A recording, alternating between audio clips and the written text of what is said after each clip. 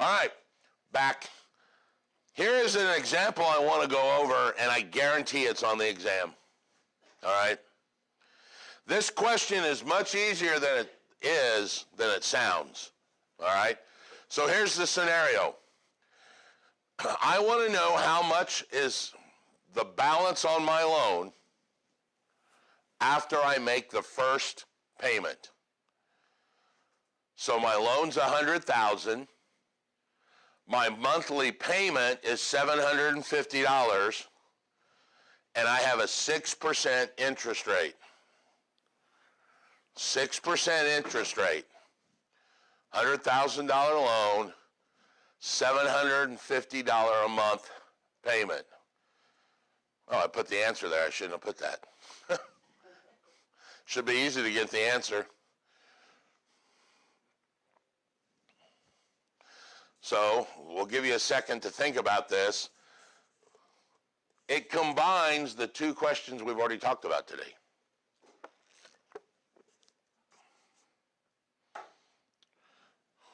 I need that tune to Jeopardy.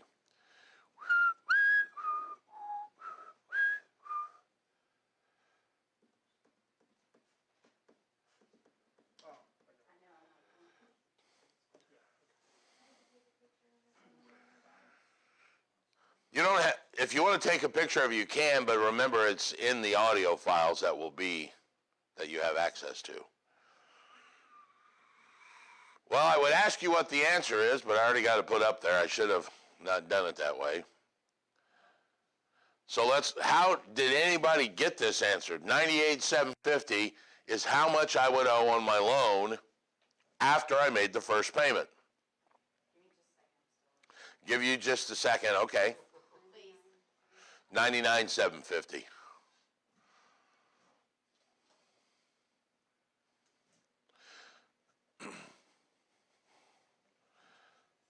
The key to this question is, I stressed on the monthly payment, it is some portion of interest and some portion of principal.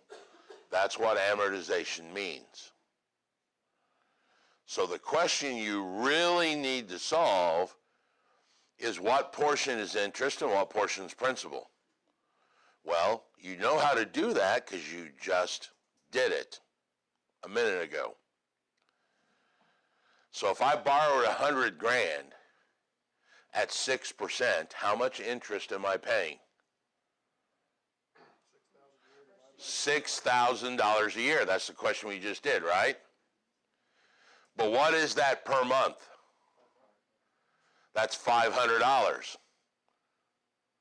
And I told you your monthly payment is $750.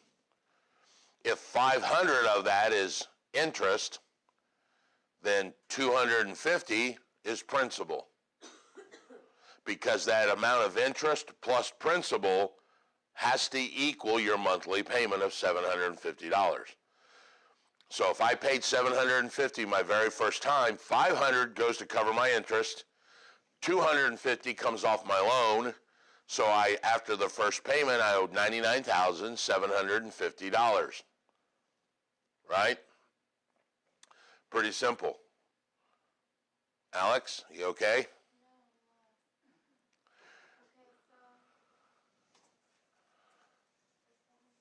All right, so let's go back. Anytime you see the word, and I didn't put it there, but I figured it was an assumption, amortized loan,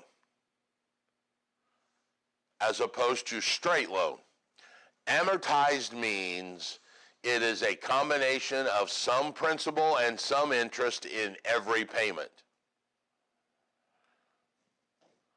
So the question you need to figure is how much interest and how much principal, right? Well, I told you that the monthly payment is $750 a month, and it will be every month. That's why it's called a level payment loan. So the question is, how much interest do I pay on a $100,000 loan at 6% interest? This is how we started. $6,000, right? But that's per year, right? We just did that math earlier. But I ask you per month. So if it's $6,000 per year, how much is that per month? $500.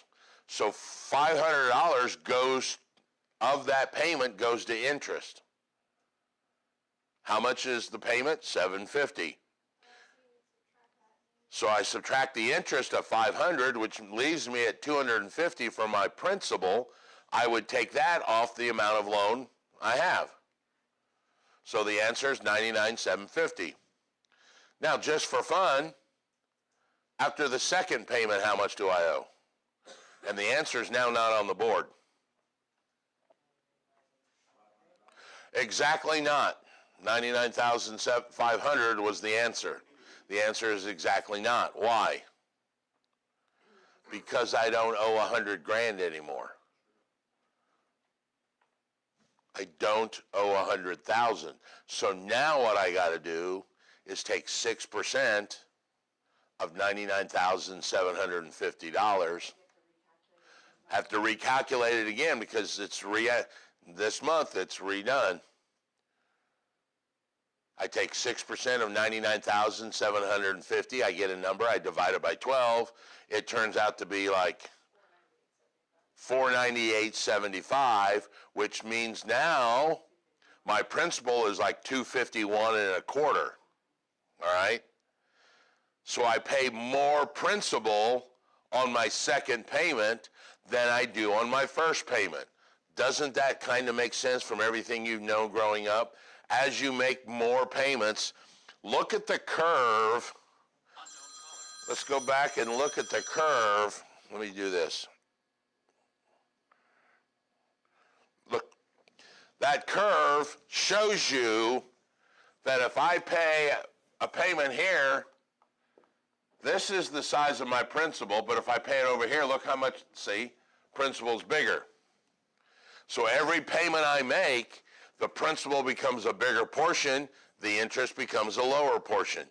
That's what this curve is showing you right here, as it's slowly dying off.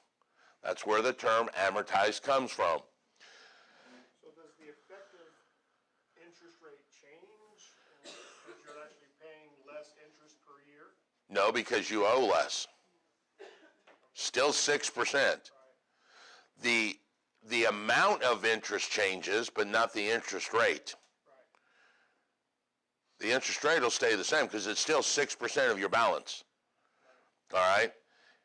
But each interest payment will get smaller, which is what this curve is showing you. Effectively, if you had a $100,000 loan and you were going to pay 6% a year, you're not paying $6,000 in interest that year. No, you pay less. Right. So effectively, the interest rate's a little bit different. If you thought of it as a whole curve. It's called, now you know where the APR is going to come in. Where you get the annualized percentage rate. All right? We're heading this direction. Now, if we did that, and I said, let's do it a third time. Same thing. 6% of our balance divided by 12, subtracted from the monthly payment, yada, yada. You do that same equation 360 times, guess what the last number gets to be? 0. That's where those amortization tables come from that you see lenders use. I just showed you how to figure it. That's how it's done. It's literally that simple. If you're a Excel master, you can take Excel spreadsheet, write that formula in there, grab that formula and go 360 times. You will see the balance each time get lower and lower, lower all the way down to 0. It's called an iteration. An iteration is where you take the answer from number 1 as the starting point for number 2 and then get an answer. Then the starting in, you get an answer. And that's what Excel would do for you. That's where these charts come from that bankers use simply by the formula you just showed. So I can guarantee you there's going to be one of these questions on here. It's the one we just did, all right? It combines the figuring the annualized interest and then yada, yada, yada, yada, yada, all right? The next loan I want to talk about is this thing called the adjustable rate mortgage, or the ARM. And you guys know what's at the end of the arm, don't you? The middle finger. Because that's what ends up happening. No, It is an adjustable rate. The amortized is called a fixed rate because it's 6% every time.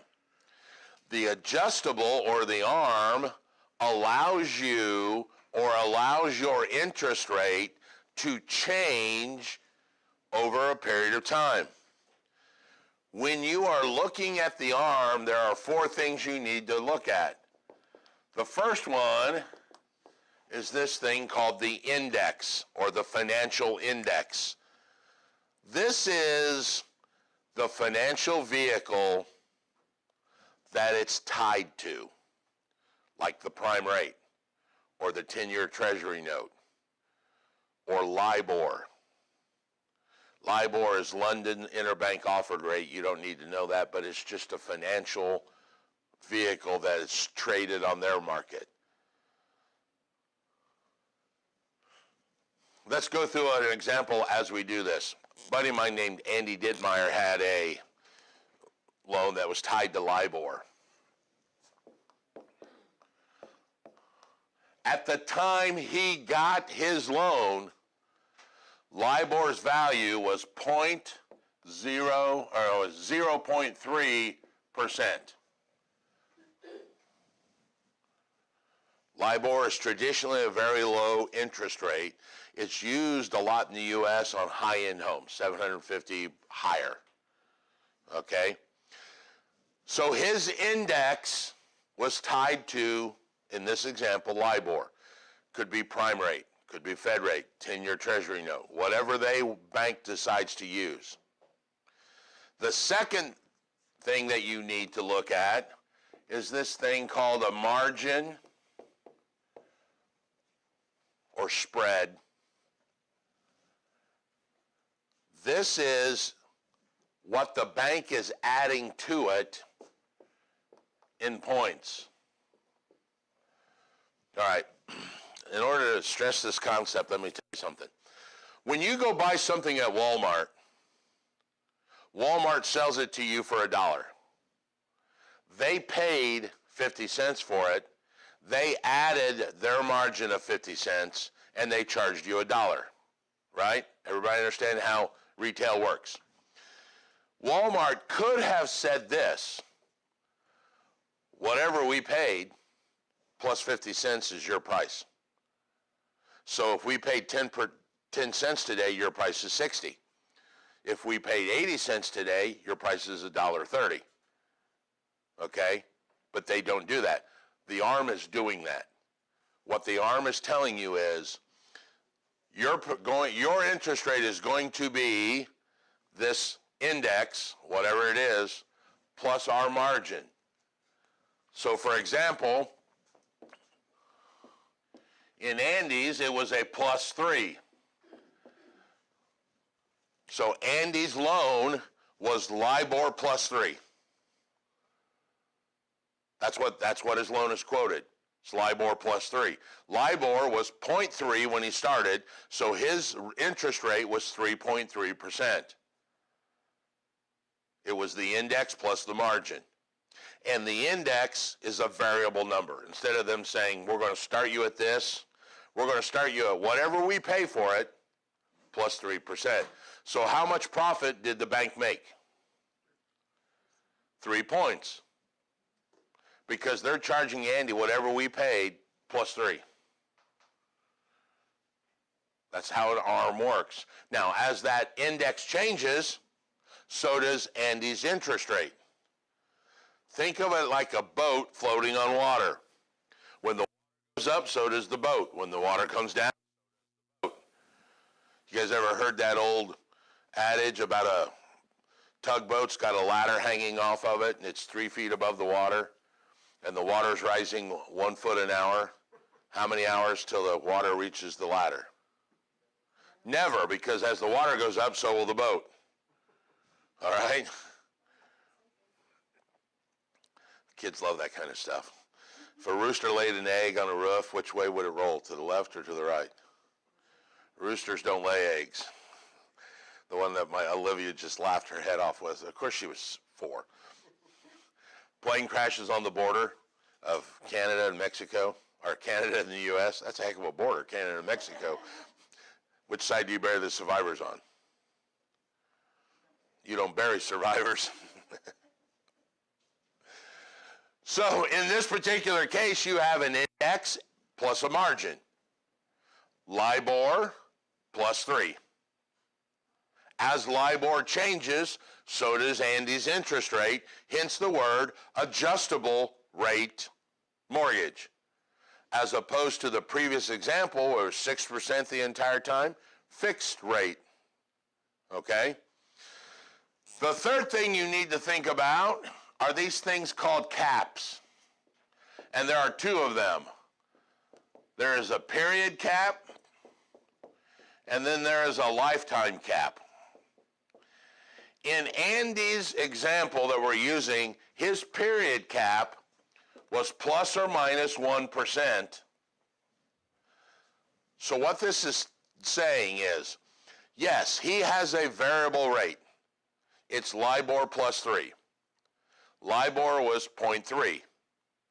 What happened if the world went to hell in a handbasket the next day and LIBOR jumps to 18?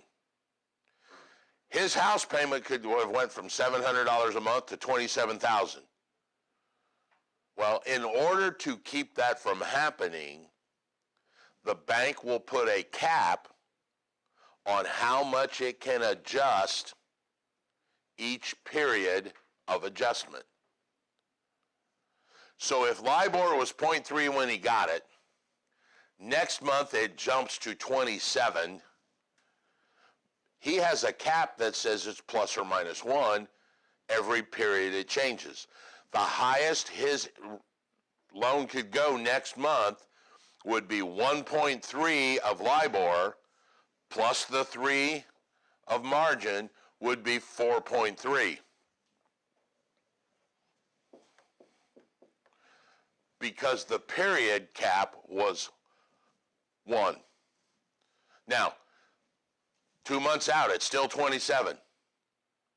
Okay. So now he goes from 1.3 LIBOR. He's going to go up to 2.3, but that's the most he can go because it's still 1 on a cap. See where I've got going? Now it goes all the way up to 27, right? No. Because the second cap rate that they have is this thing called a lifetime cap rate. And in this example, it's 6%. So LIBOR, he started at 0.3. It jumps to 27. His adjusts 1.3, because that's the most it can go over that time frame. Next month, it goes to 2.3, then 3.3, then 4.3, then 5.3, then 6.3, and then stops. Even though it can adjust 1 per period, the lifetime says it can only go 6. So he started at 0.3 plus 3. The highest his rate can ever go is 6.3 plus 3. Because the lifetime of his index can only cap out at 6%. So the highest it could ever be would be 6.3 for LIBOR plus his 3 margin is 9.3, which if you look at what did he start with, 3.3 plus 6 is 9.3. So there are 2 cap rates, 1 for each time it changes and 1 for the life of the loan so that he never will get in that scenario of, hey, it's a $27,000 a month payment.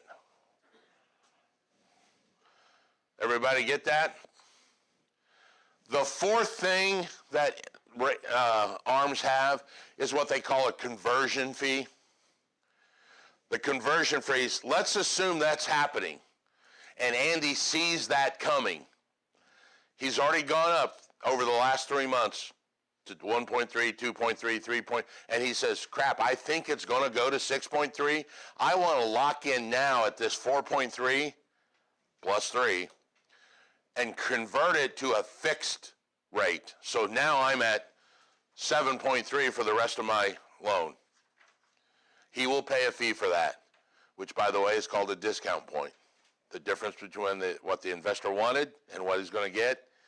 So they may say, yes, we will allow you to get out of your adjustable rate today and make it a fixed, but we're going to charge you $1,500 to do that. So there is a conversion fee.